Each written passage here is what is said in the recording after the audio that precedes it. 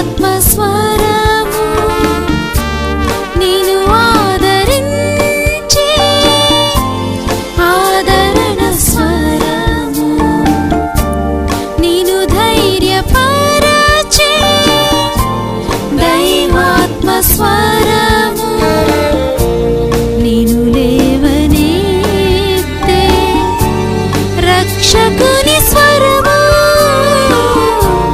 నేను ఓదార్చే పరిశుద్ధాత్మ స్వరము ఆదరణ నీ కొరకే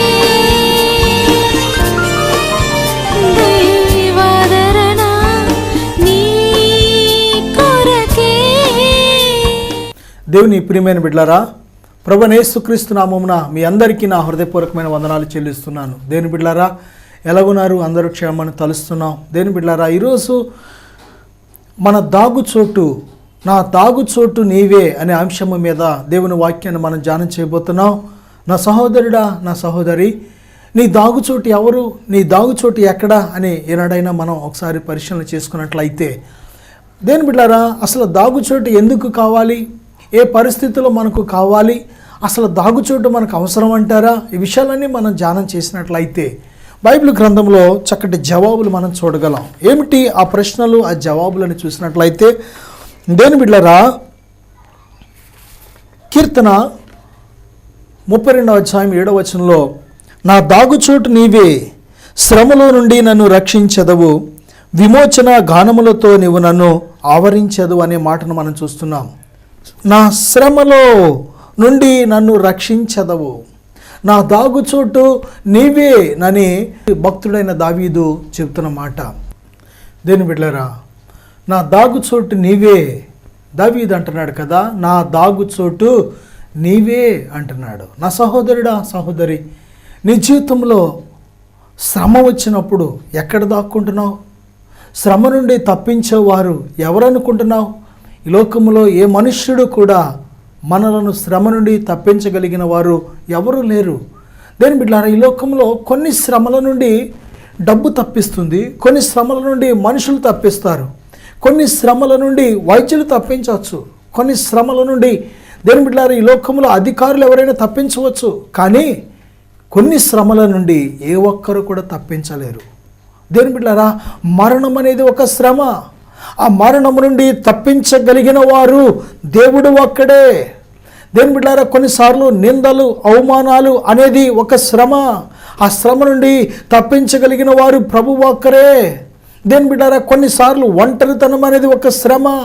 కొన్నిసార్లు మనము భరించలేని అప్పులు, ఏ ఒక్కరు కూడా సహాయం చేయలేని అప్పులు మన జీవితంలో మరి ఒక శ్రమగా ఏర్పడినప్పుడు, అటువంటి అప్పుల ఊబి అనే శ్రమ నుండి విడిపించగలిగిన వారు ఎవరు అంటే యేసుక్రీస్తు ప్రభు ఒక్కరే. ఆయన దక్షిణ హస్తాన్ని చాపి నీ పట్ల తన గుప్పులు విప్పి, దేవుని బిడ్డ, నిన్ను ఇదిగో నీకు సహాయం చేయగలిగిన శక్తిమంతుడు ప్రభు అని యేసుక్రీస్తు. దేవుని బిడ్డలారా, శ్రమలు వచ్చినప్పుడు నీవు కృంగిపోవలసిన పని లేదు.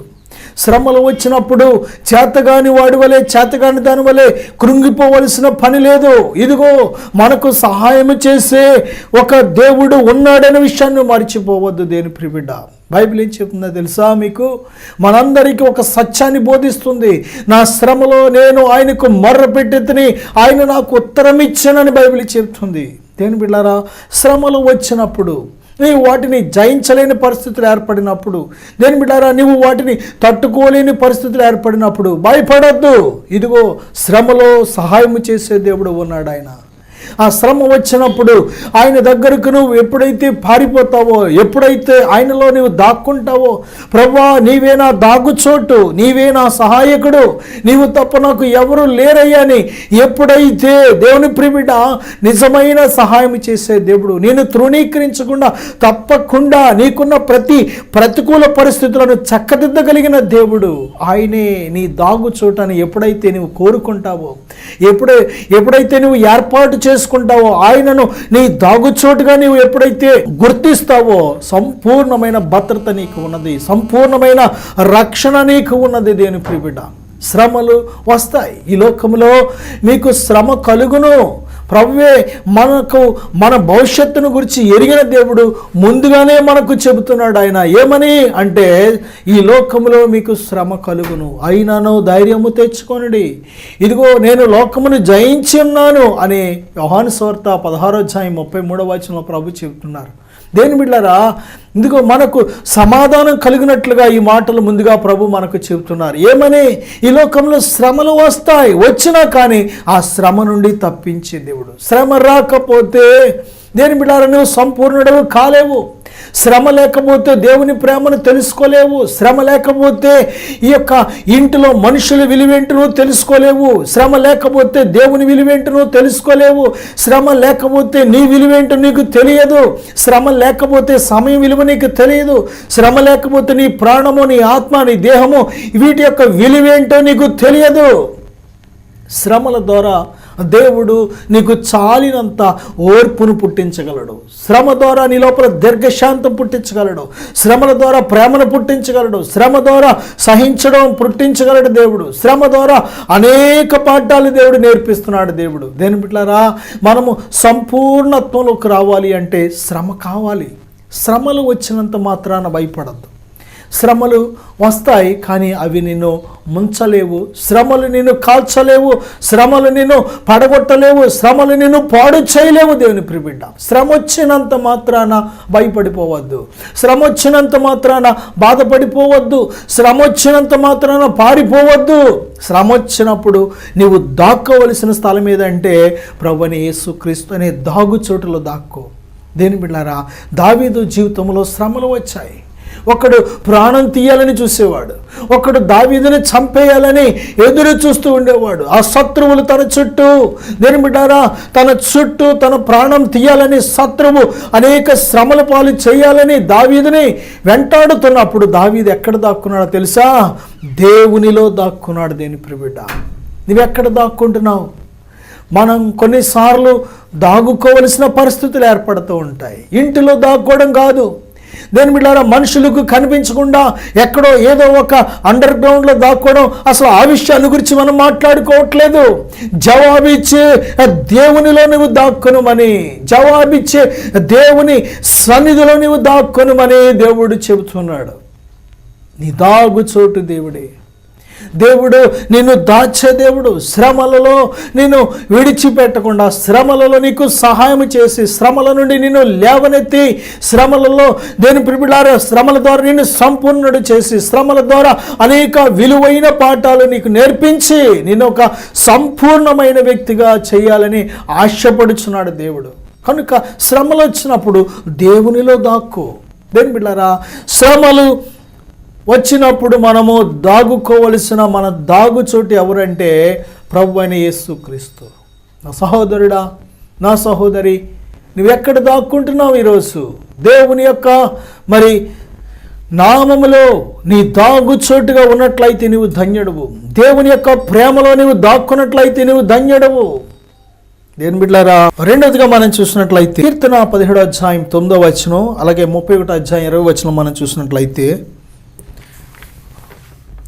ఒకడు తన కనుపాపను కాపాడుకున్నట్లు నన్ను కాపాడుము, నన్ను లయపరచుగోరు దుష్టులను పోగొట్టి కాపాడుము, నన్ను చుట్టుకుని నా ప్రాణ శత్రువుల చేత చిక్కకుండా నీ రెక్కల నీడ క్రింద నన్ను దాచుము. చూడండి, దావీదు ఎంత గొప్ప ప్రార్థన చేస్తున్నాడో.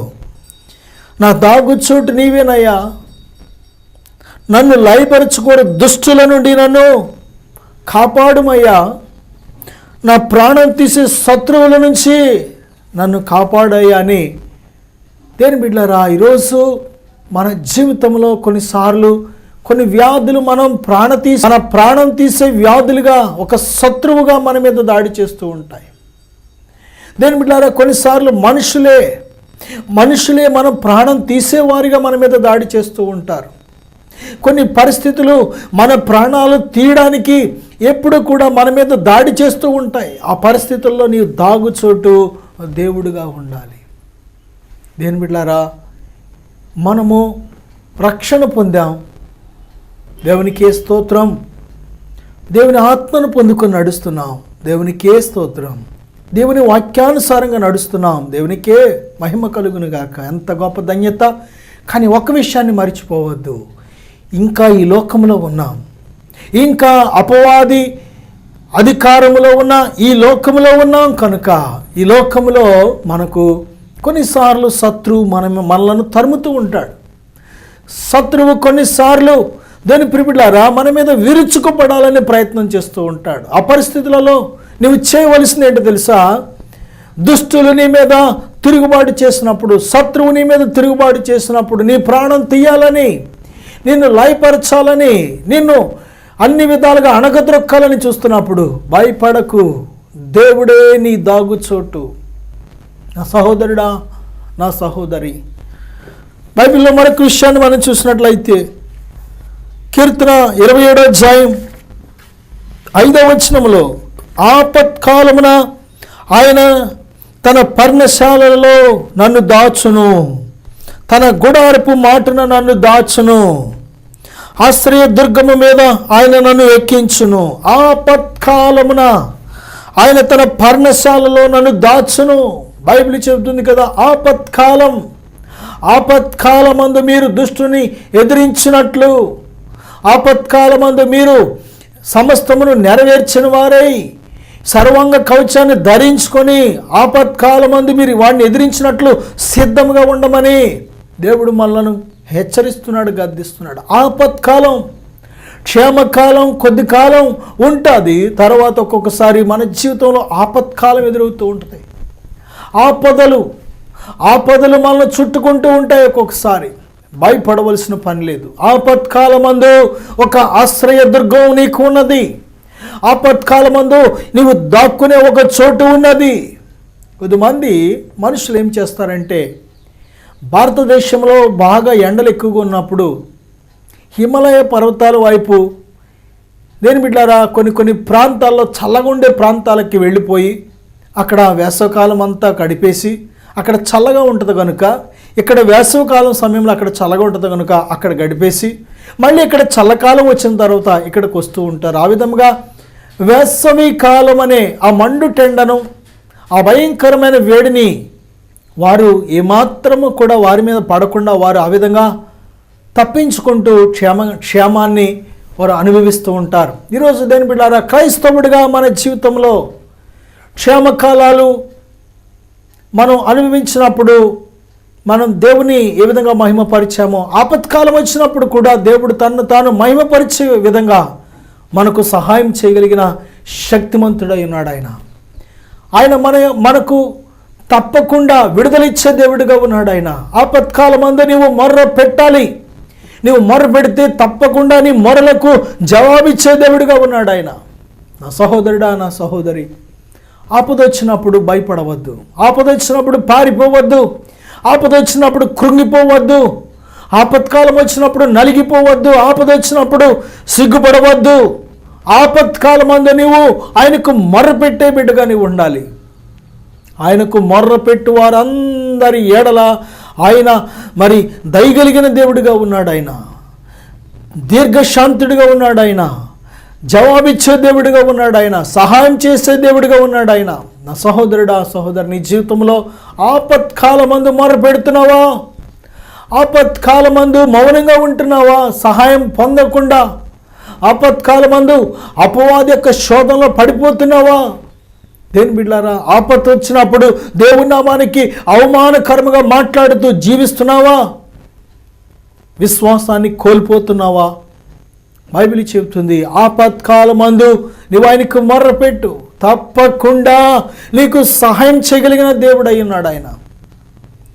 దేని బిడ్డలారా, ఆయన మనలో ఉంచిన తన ఆత్మ మనకు సహాయం చేయగలిగిన శక్తిమంతుడు. మన శరీరాలను బలపరిచే దేవుడు ఆయన, మన ఆత్మలను బలపరిచే దేవుడు, మన ప్రాణాన్ని బలపరిచే దేవుడు, మన కుటుంబాలను బలపరిచే దేవుడు, సంఘాన్ని బలపరిచే దేవుడు ఆయన. యెహోవా కొరకు ఎదురు చూచు వారు నూతన బలము పొందుదురు అని. ఆపత్కాలమందు దేని బిడ్డలారా, దేవుని సహాయం కోసం ఎదురు చూసే బిడ్డలుగా మనం ఉంటే అది ధన్యులం మనం.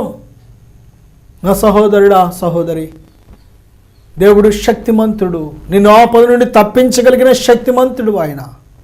శత్రువు నుండి తప్పించగలిగిన శక్తిమంతుడు ఆయన. నువ్వు ఎదుర్కొంటున్న ప్రతి శ్రమ నుండి నేను తప్పించగలిగిన శక్తిమంతుడు ఆయన. నేను అనాథగా విడువనని వాగ్దానం చేశాడు ఆయన. నిన్ను ఒంటరిగా విడువనని వాగ్దానం చేశాడు ఆయన.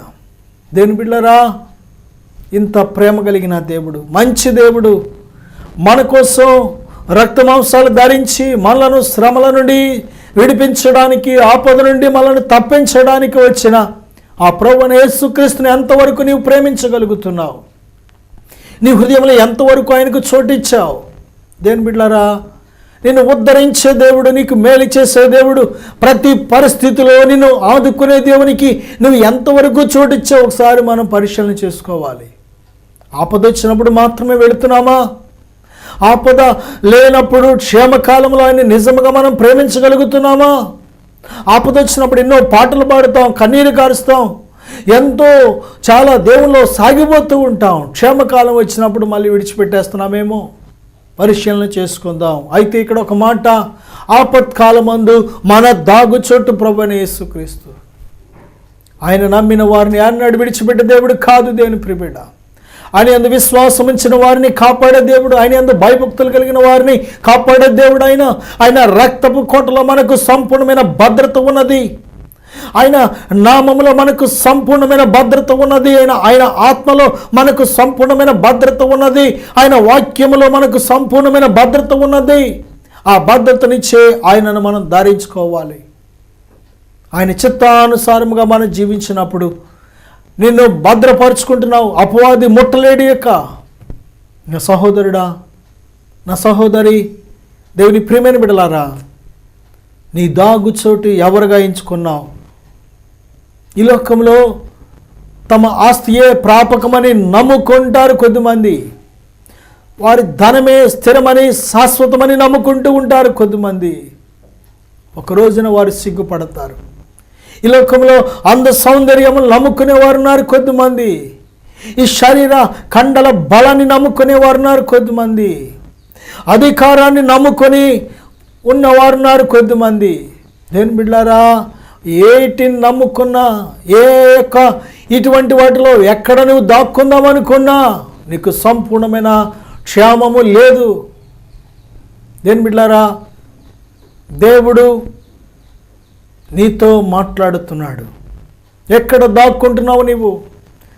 ఆపత్కాలం మందు ఎక్కడ దాక్కుంటున్నావు? దాక్కున్న ప్లేస్ దగ్గర మరొక ఆపదను తెచ్చుకుంటున్నావేమో. శ్రమలు వచ్చినాయి కదా అని మనుషుల దగ్గరికి వెళ్ళి దాక్కొని మరొక శ్రమను తెచ్చుకుంటున్నావేమో. దేవుని బిడ్డలారా, ఆపత్కాలమందు సహాయము చేసే దేవుడు ఆయన. ఆపత్కాలమందు నీ దాగుచోటుగా ఉన్నాడు ఆయన. నీకు ఒక ఆశ్రయ దుర్గముగా ఉన్నాడు ఆయన. ఒక కోటగా ఉన్నాడు ఆయన. ఒక దుర్గముగా ఉన్నాడు ఆయన. నీవు క్షేమంగా దాక్కోవచ్చు ఆయనలో. ఆయన చేతిలో ఉన్న వారిని ఎవరు దొంగలించలేరు. దేని ప్రియబిడ్డ, ఎందుకో తెలుసా? ఆయన చేతిలో ఉన్న ప్రతి ఒక్కరు కూడా తండ్రి చేత అప్పగించబడిన వారు. దేని బిడ్డలారా, యేసుక్రీస్తు ప్రభువారి రక్తము నీకు సంపూర్ణమైన భద్రత కల్పిస్తుంది. యేసుక్రీస్తు వారి నామము దేని బిడ్డ నీకు సంపూర్ణమైన క్షేమాభివృద్ధిని, భద్రతను కలిగిస్తుంది.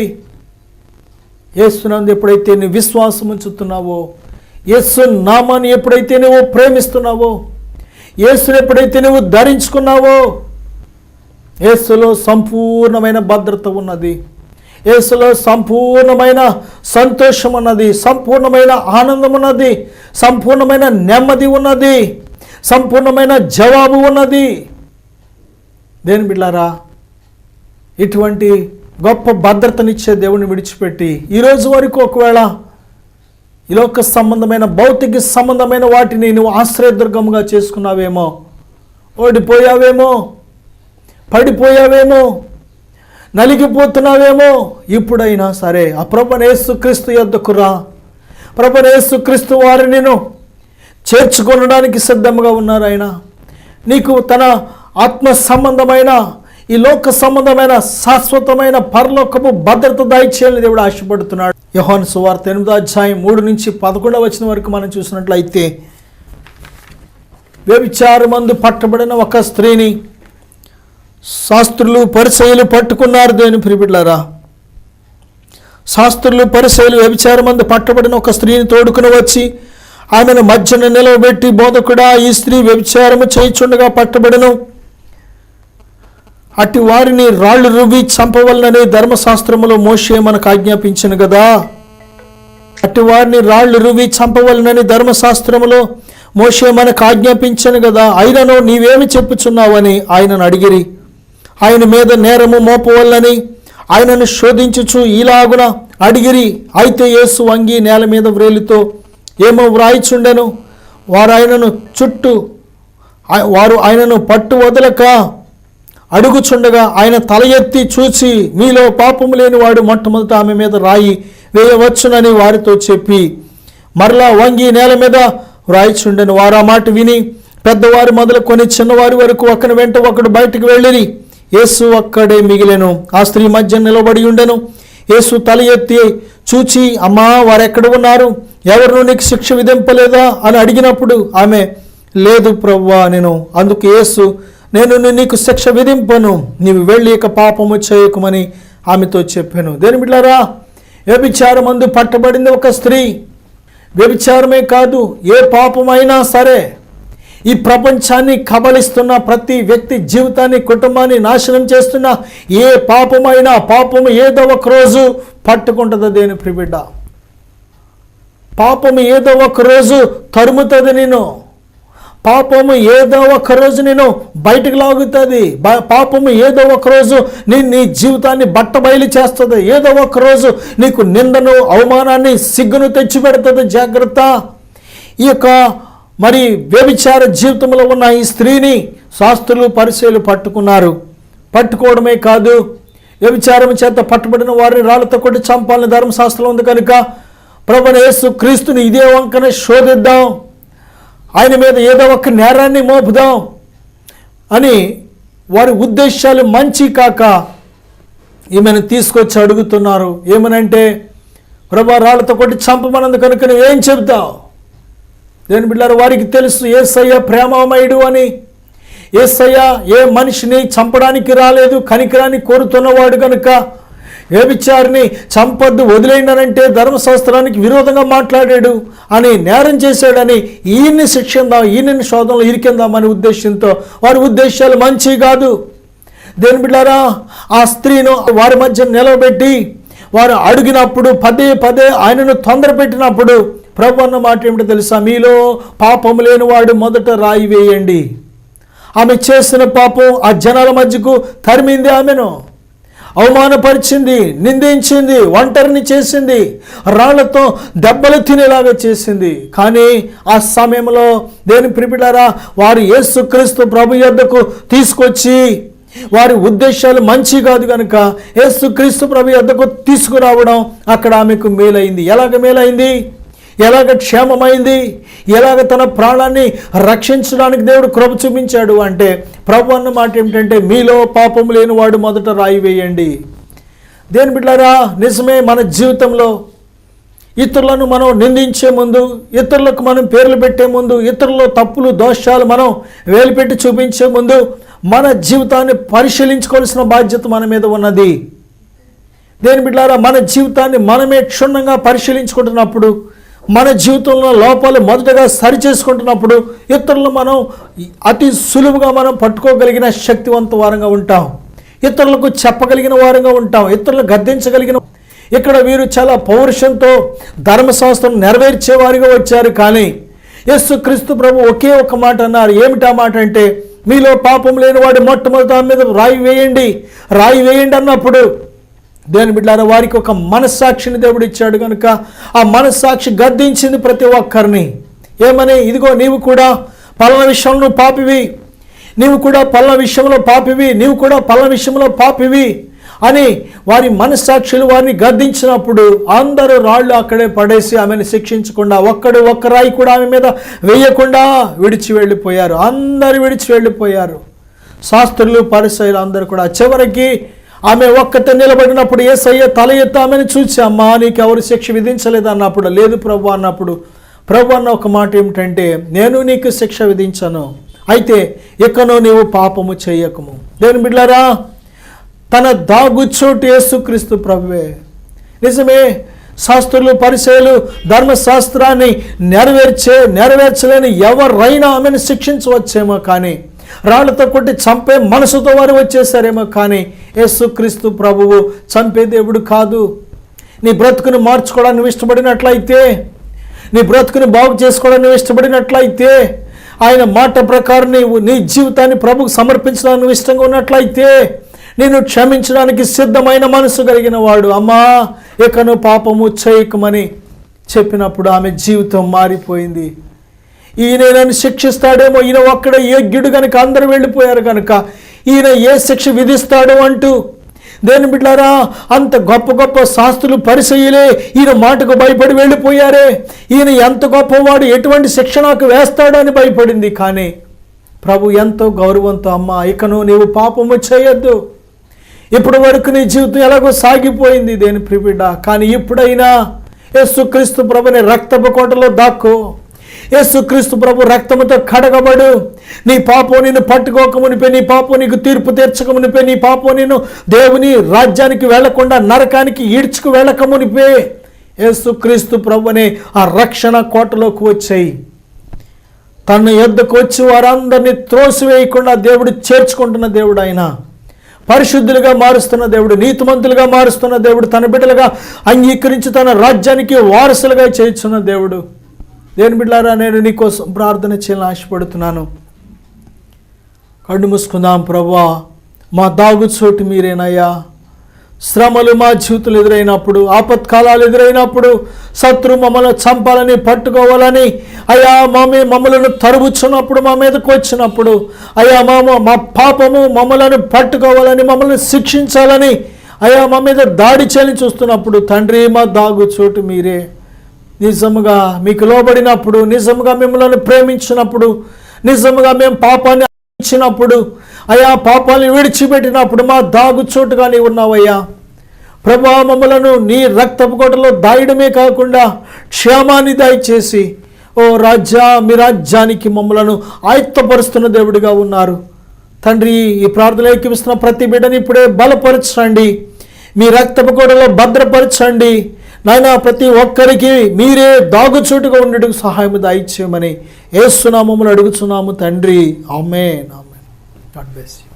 యాదన్న కార్యక్రమము మీకు ఆశీర్వాదంగా ఉన్నట్లయితే ప్రోత్సహించండి, మీ సహకారం మాకు అందించండి, మీ ప్రార్థన అవసరం మాకు తెలియచేయండి.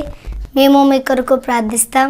మా యొక్క ఫోన్ నెంబర్ 9703903517 మరి యొక్క నెంబర్ 8142230955. యాదన్న కార్యక్రమము ప్రతిరోజు ఇదే సమయమున ఇదే ఛానల్లో తప్పక చూడండి. దేవుడు దీవించను గాక. God bless you.